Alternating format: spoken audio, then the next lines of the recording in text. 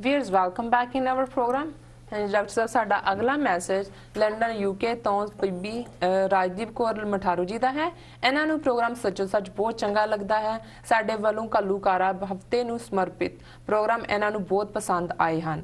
ਇਹਨਾਂ ਦਾ ਸਵਾਲ ਹੈ, ਘੱਲੂਘਾਰਾ 84 ਨਾਲ ਸੰਬੰਧਿਤ ਐਸੇ ਕਿਹੜੇ ਤੱਥ ਹਨ ਜਿਨ੍ਹਾਂ ਬਾਰੇ ਲੋਕਾਂ ਨੂੰ ਬਹੁਤ ਘੱਟ ਪਤਾ ਹੈ। ਬਹੁਤ ਧੰਨਵਾਦ। ਹਾਂ ਡਾਕਟਰ ਸਾਹਿਬ। सब तो पहला तो भैन जी राजबीर कौर मठारू जी का धन्यवाद। उन्होंने सानू London all the way London England तो लिखे जी। उन्होंने साडा घल्लूघारा हफ्ते नाल संबंधित जिहड़ा प्रेजेंटेशनस ने वो पसंद ने, असीं उन्हां दे शुक्रगुजार हैं जी। और होर भी बहुत सारे कॉलर्स ने जिहड़ा सानू फोन कॉल्स दे नाल एप्रीशिएट कीता जी।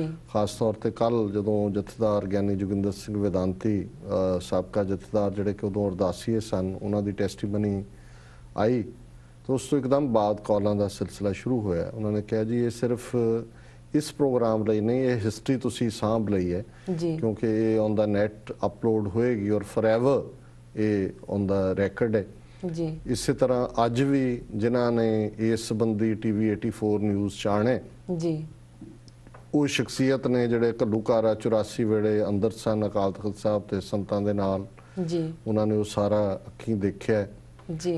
फिर वो जोधपुर जेल च रहे तो उन्हों दा सारा जिहड़ा एक्सपीरियंस है वो जदों हुण प्रोग्राम साडा खत्म होना है उस तो अद्धे घंटे बाद 9:30 तो 10 TV 84 न्यूज़ च होना जी।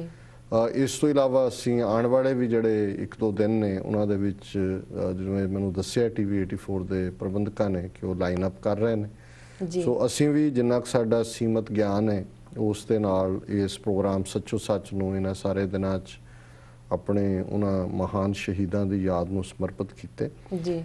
सो भैन जी राजबीर होरां ने जिहड़ा पुछिआ कि जिहड़े कोई ऐसे पक्ष घल्लूघारा 84 दे जिहड़े हुण तक सामने नहीं आए जी।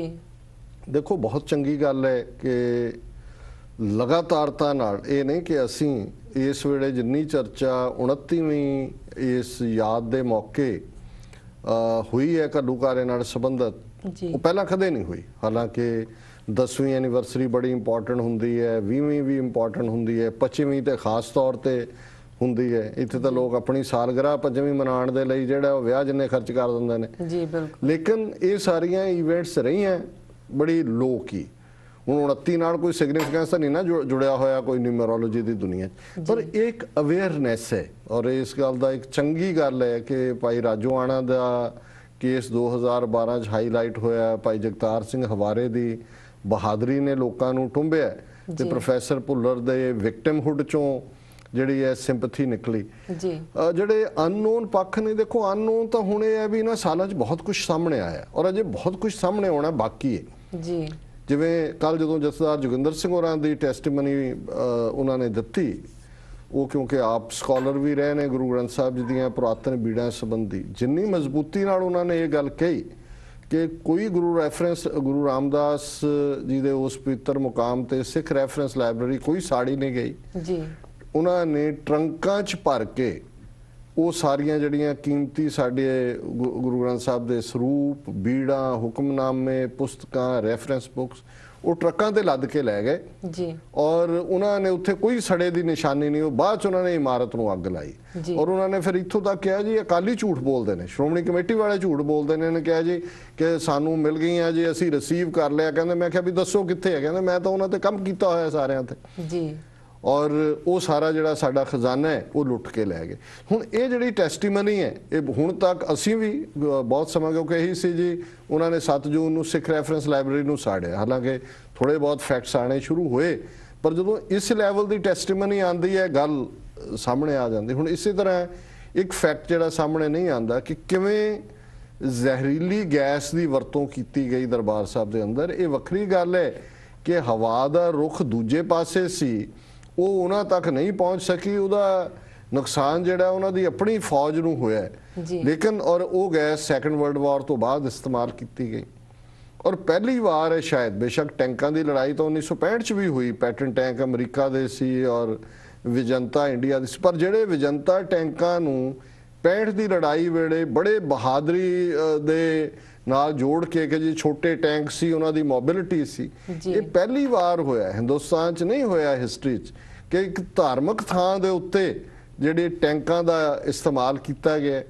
ਔਰ ਇਕੱਲੇ ਟੈਂਕ ਨਹੀਂ, ਵਿਜਨਤਾ ਪਰਸਨਲ ਆਰਮਡ ਕਰੀਅਰ ਜਿਹਦੇ 'ਚ ਬੰਦੇ ਬੈਠੇ ਨੇ ਔਰ ਉਹ ਕਰ ਰਹੇ ਨੇ। ਸੋ ਇਹ ਜਿਹੜੇ ਤੱਥ ਨੇ, ਔਰ ਉਹਦੇ 'ਚ ਕੋਈ ਅਰੈਸਟ ਨਹੀਂ ਲਈਆਂ ਉਹਨਾਂ ਨੇ। ਹੁਣ ਜੋਧਪੁਰ ਜਾਂ ਦੂਜੇ ਉਹ ਬਹੁਤ ਥੋੜੇ ਨੇ ਜ਼ਖਮੀ ਅਰੈਸਟ ਲਈਆਂ, ਜ਼ਖਮੀ ਨਹੀਂ ਨੇ। ਹੁਣ ਅਦਰਵਾਈਜ਼ ਜਦੋਂ ਕਲੋਜ਼ ਫਾਇਰ ਹੁੰਦਾ ਹੈ ਔਰ ਕੋਈ ਵੀ ਆਰਮੀ ਮੈਨ ਇਹ ਦੱਸਦਾ ਕਿ ਜੇ ਇੱਕ ਬੰਦਾ ਮਰਦਾ ਹੈ ਤੇ ਫॉर 1 ਡੈਡ 4 ਆਰ ਵੂਨਡਡ, 4 ਜ਼ਖਮੀ ਹੋਣਗੇ।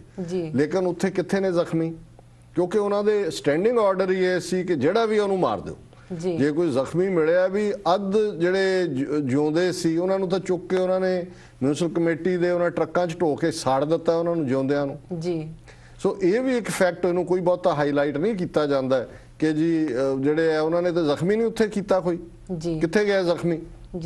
ਔਰ ਇੱਕ ਗੱਲ ਜਿਹੜੀ ਅੱਜ ਮੈਂ ਸਰੀ ਵੈਨਕੂਵਰ ਤੋਂ ਇੱਕ ਟਾਕ ਸ਼ੋ ਹੈ ਸ਼ੇਰੇ ਪੰਜਾਬ, ਕਾਫੀ ਪਪੂਲਰ ਰੇਡੀਓ ਪ੍ਰੋਗਰਾਮ ਹੈ, ਉਹਨਾਂ ਤੇ 1 ਘੰਟਾ ਦੁਪਹਿਰੇ 2 ਤੋਂ 3 ਇਸ ਟਾਈਮ ਸੀ। ਤੇ ਉਹਦੇ 'ਚ ਸਵਾਲ ਕਰਤਾ ਨਹੀਂ ਕਿਹਾ, ਉਹਨਾਂ ਨੇ ਕਿਹਾ ਜੀ ਦੁਨੀਆ 'ਚ ਜੇ ਚਲੋ ਮੰਨ ਲਓ ਸੰਤਾਂ ਨੇ ਕੋਈ ਗਲਤੀ ਵੀ ਕੀਤੀ ਹੋਏ ਜਾਂ ਕੋਈ ਦੂਸਰਾ ਵੀ ਹੋਏ, ਕੋਈ FIR ਹੈ ਉਹਨਾਂ ਦੇ ਖਿਲਾਫ?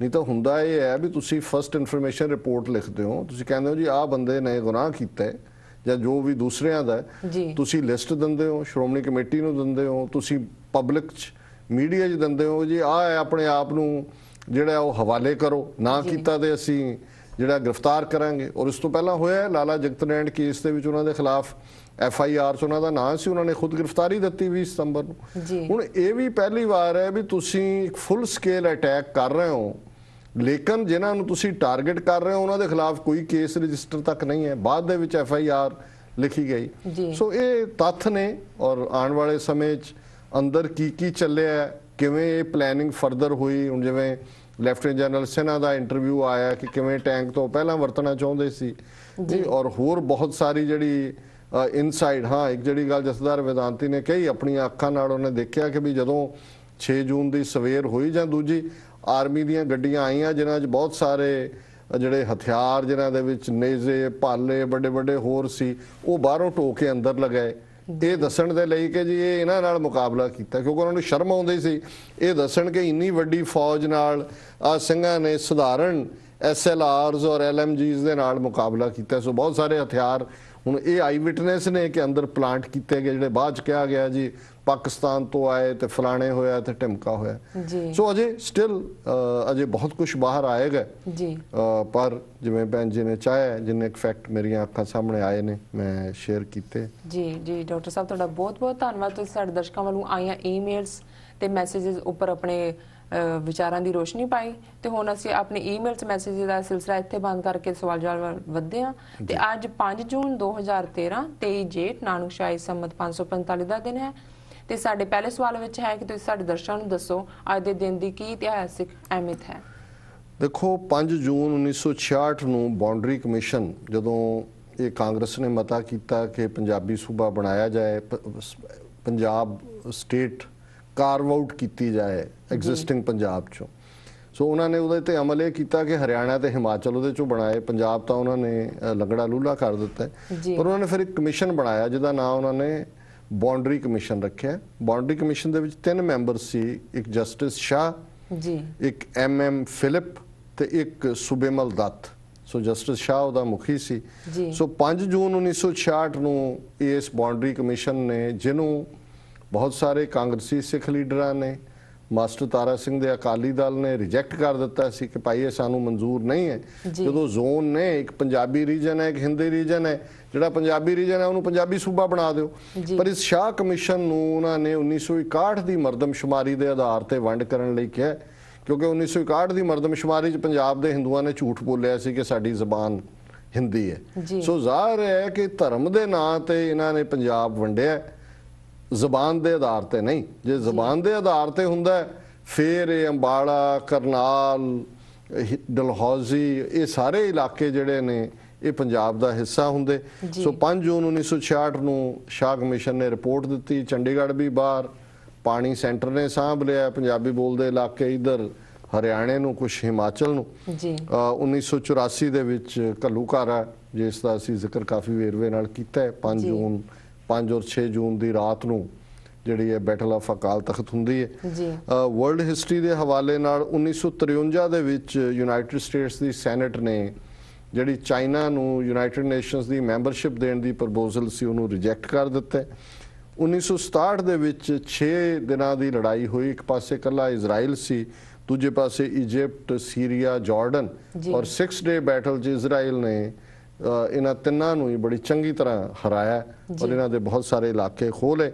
1991 ਦੇ ਵਿੱਚ ਸੋਵੀਅਤ ਯੂਨੀਅਨ ਦੇ ਪ੍ਰੈਜ਼ੀਡੈਂਟ ਮਿਖਾਇਲ ਗੋਰਬਾਚੋਫ ਨੂੰ ਨੋਬਲ ਪ੍ਰਾਈਜ਼ ਦਿੱਤਾ ਗਿਆ ਫॉर ਪੀਸ, ਜਿਹੜਾ ਕਿ ਉਹਨੂੰ ਮਿਲਿਆ ਤਾਂ 1990 ਨੋਬਲ ਪੀਸ ਪ੍ਰਾਈਜ਼ ਸੀ, 1991 'ਚ ਉਹਨੇ ਰਿਸੀਵ ਕੀਤਾ। 2004 ਦੇ ਵਿੱਚ ਅਮਰੀਕਨ ਪ੍ਰੈਜ਼ੀਡੈਂਟ ਰੀਗਨ ਦੀ ਡੈਥ ਹੋਈ। ਰੀਗਨ ਈਰਾ ਅਮਰੀਕਾ ਦੇ ਵਿੱਚ ਉਹ ਈਰਾ ਹੈ ਜਦੋਂ ਕਿ ਸੋਵੀਅਤ ਯੂਨੀਅਨ ਟੁੱਟਿਆ। ਉਹਨੇ ਚੈਲੰਜ ਕੀਤਾ ਸੀ ਕਿ ਈਵਲ ਐਮਪਾਇਰ ਹੈ, ਔਰ ਇਸ ਤੋਂ ਇਲਾਵਾ ਅਮਰੀਕਾ 'ਚ ਇਕਨੋਮਿਕਲ ਤਰੱਕੀ ਵੀ ਰੀਗਨ ਦੇ ਪੀਰੀਅਡ 'ਚ ਹੋਈ। ਜੀ ਡਾਕਟਰ ਸਾਹਿਬ, ਤੁਹਾਡਾ ਬਹੁਤ ਬਹੁਤ ਧੰਨਵਾਦ ਅੱਜ ਦੇ ਦਿਨ ਦੀ ਅਹਿਮੀਅਤ ਦੱਸਣ ਦਾ। ਤੇ ਹੁਣ ਅਸੀਂ ਇੱਥੇ ਲੈਣਾ ਇੱਕ ਛੋਟਾ ਜਿਹਾ ਬ੍ਰੇਕ। ਵੀਰ ਤੁਸੀਂ ਸਾਡੇ ਨਾਲ ਇਸ ਤਰ੍ਹਾਂ ਹੀ ਜੁੜੇ ਰਹੋ, ਮਿਲਦੇ ਹਾਂ ਆਫਟਰ ਦਿਸ ਸ਼ਾਰਟ ਬ੍ਰੇਕ।